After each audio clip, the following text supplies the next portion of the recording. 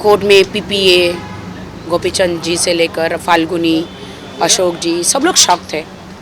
फिर अशोक जी की एंट्री हुई, पीपीए की एंट्री हुई, और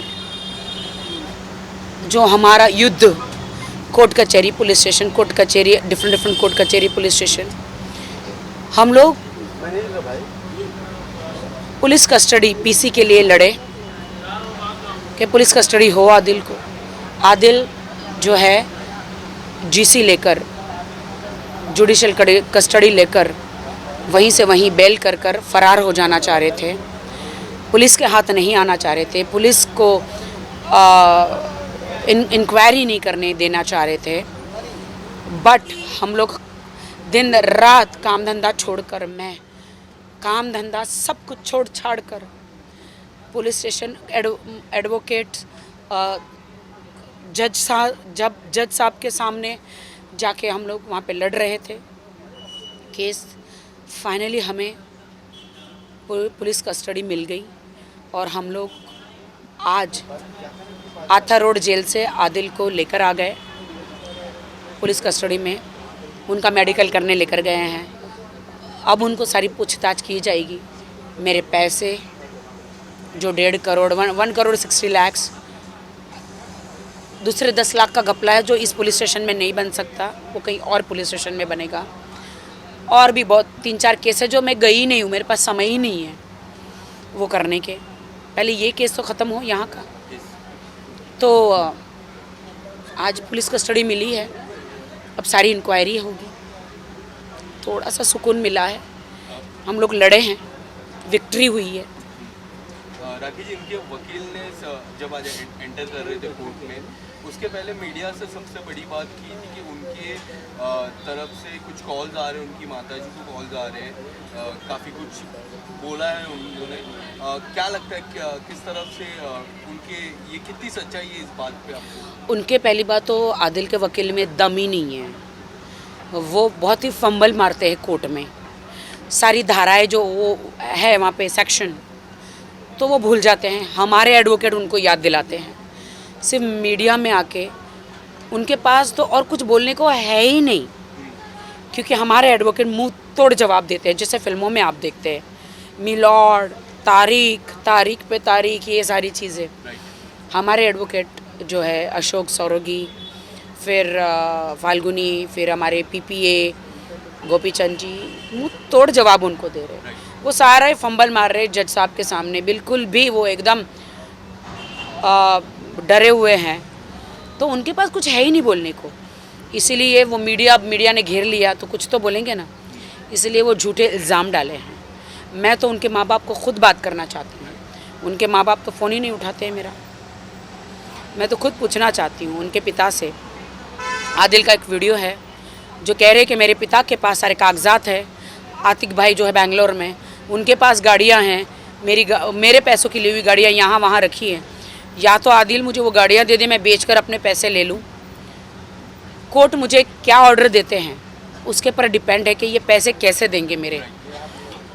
और मैं पुलिस से रजनी साड़ू के मैडम जो ओशिवारा पुलिस स्टेशन में है, सीनियर है, एसीपी, डीसीपी, जितने भी हमारे मुंबई में डीआईजी जितने भी हैं, सब पुलिस वालों को मैं ये कहना चाहूँगी कि प्लीज़ आप, पुलिस कस्टडी मिली है तो ज़रा वो इंक्वायरी कीजिए कि इन्होंने 1 करोड़ 60 लाख कौन से अकाउंटों में डाले हैं और वो किसके अकाउंट्स हैं, उनका वो मंगाइए मेल से, किस किस को कितने कितने पैसे बांटे हैं आदिल ने। क्योंकि इन्होंने पैसे डाले उनको मैं तो नहीं जानती हूँ, वो आदिल ही जानते हैं। तो आदिल ने ही वो कारें खरीदी है, सारी कारें खरीदी है, किसके अकाउंट में पैसे डाले हैं, क्या उन्होंने प्राइवेट अपने अकाउंटों में पैसे डाले हैं या सचमुच कारें खरीदी हैं, या फिर उन्होंने जिनसे कारें खरीदी उनके अकाउंट में डाले हैं, अपने डैडी के अकाउंट में डाले हैं, या आतिक भाई के अकाउंट में डाले हैं, या अन्य और लोगों के अकाउंट में डाले हैं मेरे पैसे। मेरे हाँ,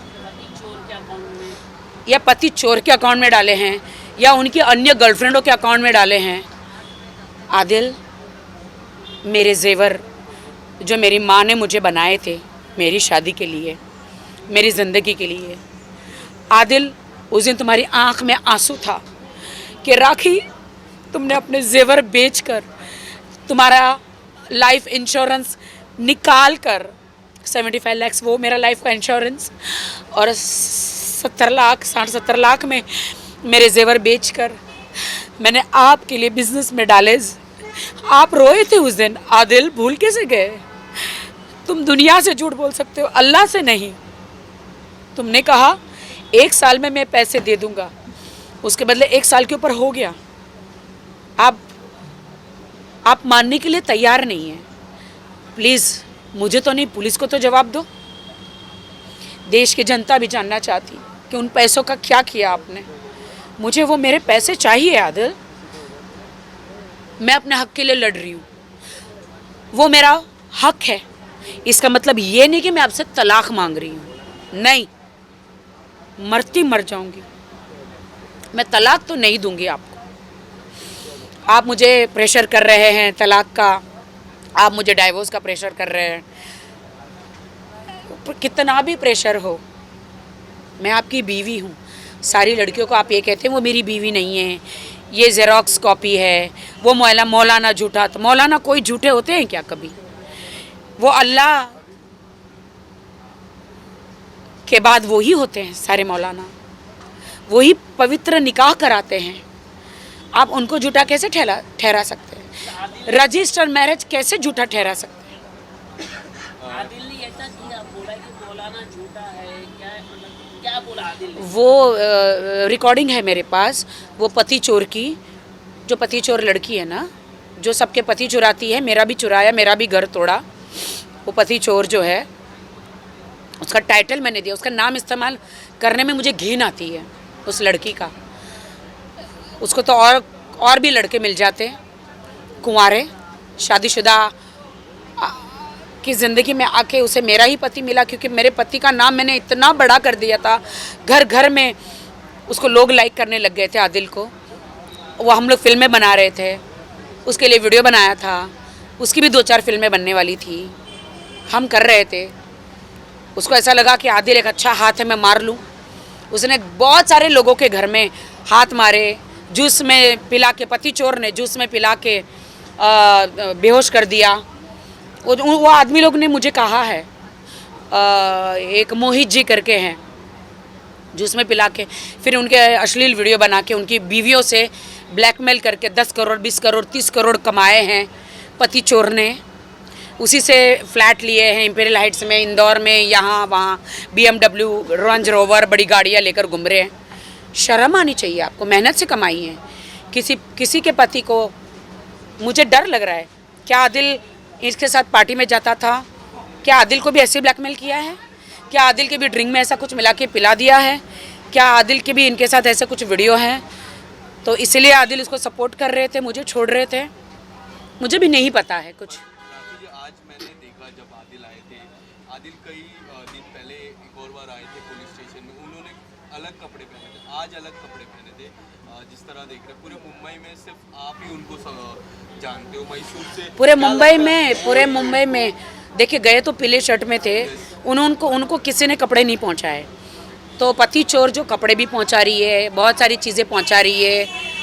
हाँ, दूसरे के पतियों के ब्लैकमेल किए हुए पैसे जो है मेरे पति पे उड़ा रही है। उसे ऐसा लगता है कि ये छुट के आएगा और मुझसे शादी करेगा। कल हमने प्रेस कॉन्फ्रेंस में देखी आपने शर्लीन और मैं देखती हूँ आप कैसे शादी करती हो, क्योंकि मैं शादीशुदा हूँ अभी। और आदिल से शादी करना इतना आसान नहीं है। आदिल कितना भी कहे मैं मुसलमान हूँ, मैं 4 शादियाँ करूँगी, ना, मुस्लिम लोग भी इतना इजाज़त नहीं देते। हाँ, आप सिर्फ निकाह करते तो आप मुझे तलाक दे सकते थे। लेकिन सल्यूट करती हूँ, धन्यवाद मोदी जी, आप जुग जुग जियो मोदी जी। देश की सारी महिलाएं, मैं आपके चरण छूती मोदी जी। सारी महिलाएं, मुसलमान महिलाएं आपको सलाम करती है कि आपने वो 3 तलाक का जो निकाला है कानून, उसके लिए हम आपके शुक्रगुजार हैं। मुझे नहीं पता कि 3 तलाक का जो कानून मुझे भी एक दिन लागू पड़ जाएगा, मुझे नहीं पता था। अगर मेरे पति ने ऐसा मेरे साथ किया तो फिर से वो एक केस बनेगा। तो बेहतर है मेरा पति मुझे तलाक ना दे। मेरा रजिस्टर्ड मैरिज भी है, ना कोर्ट से दे और ना तीन तलाक मेरे सामने कभी यूज़ भी ना करे ये शब्द। तो ये पति चोर जो है लड़की, मैं कह देना चाहती हूँ कि तुम भूल जाओ मेरे पति से शादी करने के लिए।